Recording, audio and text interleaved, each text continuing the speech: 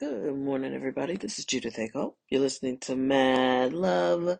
Let's get into it. I was talking to one of my friends who used to listen to this app when it started with Anchor and all the cool little music and intros and all the sounds you could put on there. And she was like, I missed that. I was like, I do too. It was all in that one app. And then Spotify just came in and destroyed it. I mean, I low key hate Spotify. I was going to look up some chart information to see if I could find better analytics for the podcast performance. Spotify bought that company and dismantled it. I mean, I don't understand. Anchor was such a great app. I didn't see how they were going to make any money because it was free, but I guess that was their whole goal is to create this great thing and then have somebody come and buy it. And that's what happened. So, you know, I can't get these podcasts out fast enough if I'm sitting here adding music and intros and all this, it was so much easier with Spotify. No, with Anchor. Spotify's the enemy. So anyway, moving on. My one big question with all of this merger talk or acquisition talk, aren't people concerned that Paramount is now owned by a giant um Sky the Sky Studios, I can't think of the name of it now, but David Ellison's company, I want to say it's Skybound. They were making movies, but they weren't considered a major player like Paramount and Warner Brothers. Like, it's too new. He's a Nepo baby. You know, no one's diminishing what they've accomplished, but, you know, his sister also has her own studio, Meg Ellison. I think she does A24. But it's not the same. They still have to use, I think, the distribution networks of some of the older studios and some of the production deals they have. I can't say that I fully understand how it works now. I haven't read about the industry as obsessively as I used to in years. But aren't people concerned? Why is Paramount part of this guy's, you know, why does he want it so bad? And why, if you already bought Paramount, are you going to make a hostile takeover for Warner Brothers? And what is Netflix's problem? Like, I'm beginning to think that none of these things really make money on their own. And the IP is what you really want. So I'm going to guess that somebody like David Ellison, with three Saudi investors and Jared Kushner, is being politically motivated. He's super pro Israel. And when Donald Trump says he isn't getting involved, uh, then you already know. I think he said something like, I'm not impartial to whoever gets it." Okay, but your son-in-law is trying to get it through a deal he cooks up with David Ellison. So you're not impartial. I just don't understand. And my main question is, why aren't people more concerned that these studios can't function on their own? In what world does Warner Brothers have to be, part of? Why can't they stand alone? Why can't Paramount stand alone anymore? And then are we going to watch this happen to Disney? You know, I can't even think of any more studios that are just out here alone. And it all started probably, what, 35 years ago when they all started to merge. When I was interning at Warner Brothers, it merged with Time. It was Time Warner. And yeah, that's how much time has changed. Generally, the times have changed, literally, because back then, Time Magazine and all these, I think, yeah, it was Time Magazine. It was so much bigger, and they bought, you know Warner Brothers, and it was Time Warner. And I remember I went out there for the interview, and then what did AOL buy? Was it Time Warner, AOL, or something crazy? And America Online isn't even a thing anymore. Crazy. And you have to think that A, these people are addicted to mergers and acquisitions, and B, they're just swapping money and hiding money and, None of these companies can be worth what they're paying for them. So I don't know, maybe it's, uh-oh, excuse me, maybe it's, money laundering. I don't know, but this is very strange. So we'll see. But I don't think people are asking enough questions. And I don't know. I don't see why three Saudi Arabian um, wealthy people need to own an American movie studio. I don't see how that's going to be better for us. Um, yeah, I don't know. These are interesting times, and I just wish we could see the truth somewhere. And the biggest liar in the world has something called Truth Social. Okay, I don't know. It can be discouraging, but don't get discouraged because I think all of this has to happen for some strange reason so it can all collapse and we can build it back better.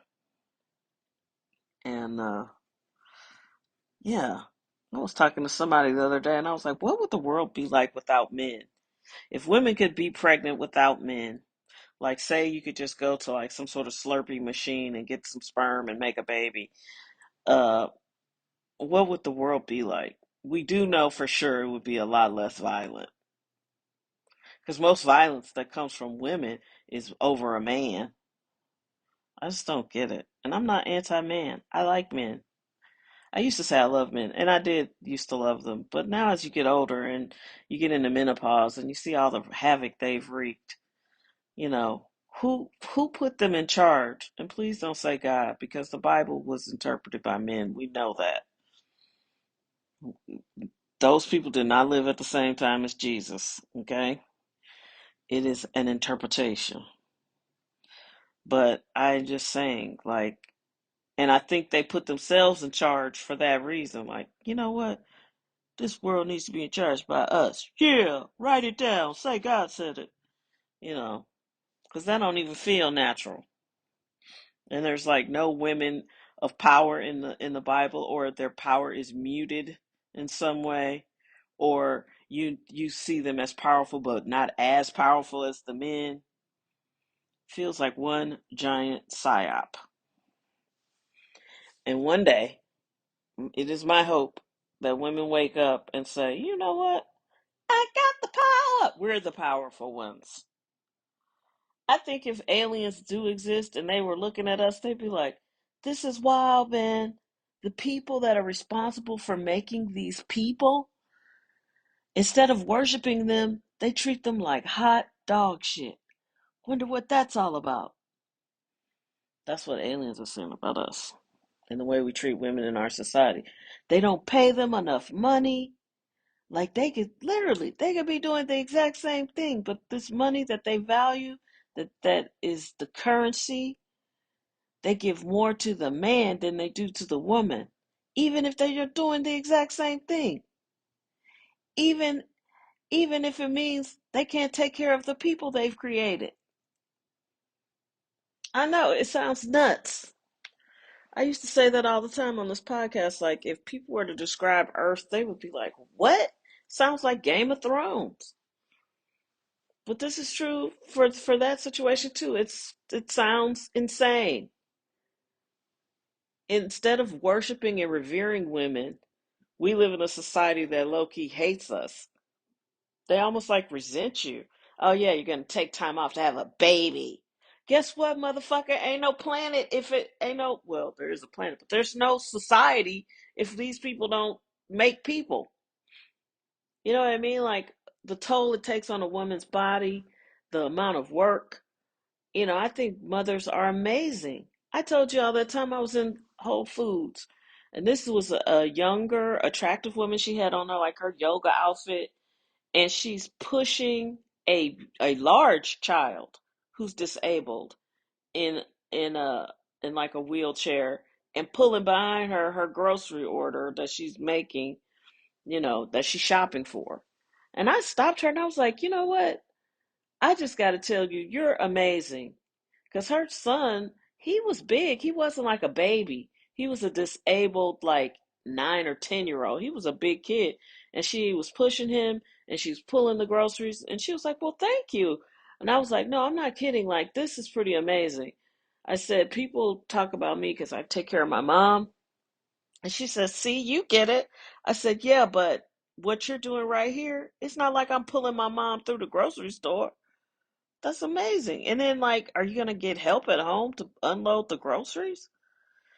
Anyway, I'm just saying, we live in a crazy world. It's wonky where people don't look at women and be like, we worship you. You know, when you watch that Puffy documentary, any number of men that you've ever known that hate women should come to your mind. Because there's tons of men who want to have sex with women, but they don't like women. They actually get jealous of them and hate them. And that is clearly Puffy's thing. You know, it's like that should be scary. That is serial killer level psychosis because you're not having sex with women because you love women. You're dating and mating with women because you don't want to come out the closet and you like controlling women.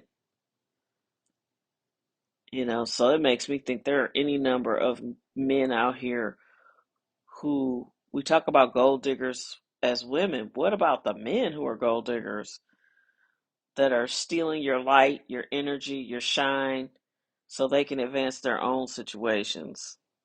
They're out here. They're out here. And guess what? No one says anything because they're men. But there are a lot of men out here using women, not just for a come up, but they're just stealing their light. And it's not fair. I just pray all the crappy men go away and we just get an emergence of really good, solid humans. And the more male, solid, great people that advance, the better. Because I remember having guy friends in college and it was fun. You know, just the friends, not the guys you liked or had a crush on or had a crush on you. It just hanging out with them. And it was fun. And it's like as you get older, almost everybody's married and almost everybody's kind of miserable, which is a generalization, I agree. But it's true because it's not just your marriage that's draining you, it's your bills, it's your job, it's your toxic, terrible boss. You know, the people who think they know what they're doing and they're in charge of how much money you make and they're awful people or they're terrible managers or both. You know, it's a lot of stressors that come with getting to my age. And I'm not bitter about any of it. I am thankful to be alive, but I'm not going to pretend that things are not what they are. And there are some very broken and damaged people out here.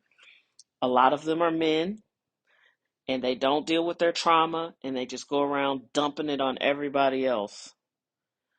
And I'll be honest, watching that documentary put me in a bad mood for a couple of days. Not all day, every day, but just I thought about Puffy way more than I wanted to. And it's like this person was doing this in our faces. He was famous and people were paying for this. We supplemented this. I didn't. I did not like a lot of Bad Boy stuff. I liked a couple of Biggie songs, and that was mainly it for me. I don't know why it just didn't appeal to me, but I watched all the videos. And I was proud of him because he went to Howard. And I was like, okay, good for him. I mean, I didn't think it was right that he become an alum because he went there a semester. But, you know, whatever. And thankfully they gave him his money back. But yeah, like let's just be better humans. Men, let's start with you. Sorry. And to be fair, I've met and dealt with in the last 7.5 years some superiorly shitty men. You know, most of my issues right now, when I think about who I had the biggest problems with and who had the biggest problems with me, men, for sure. But they were also all Scorpios. So you do the math. Scorpio men, not my bag. They don't tell the truth. Scorpio women, amazing, lovely, smart, great sense of humor, brings out my mean girl. Love them. So, yeah, it is what it is. But this is not an anti-male rant at all. I care about everybody. but I am completely opposed to shitty men. So if we could say goodbye to all the shitty men and all the shitty people, that would be great. I'm still waiting on my Raiders of the Lost Ark moment where we're just standing and all of a sudden, you know, something sucks out all the evil in the world. Don't look! Close your eyes! Remember when Indiana Jones is like screaming at, I can't think of that character's name. Karen Allen is her real name. Close your eyes! Don't look! And this like evil just gets sucked out and their faces start melting. Ah! I think they were, well, now that I'm an adult, I think they were Nazis. And Steven Spielberg melted the faces of the Nazis. Remember the guy goes to touch the pendant and his hand burns? Yeah, Raiders. I need to watch that more as an adult because I've seen it, but I mean an adult. I watched it, of course, again in my 20s, but I need to watch it as a grown ass me now. I digress. Have a great Wednesday.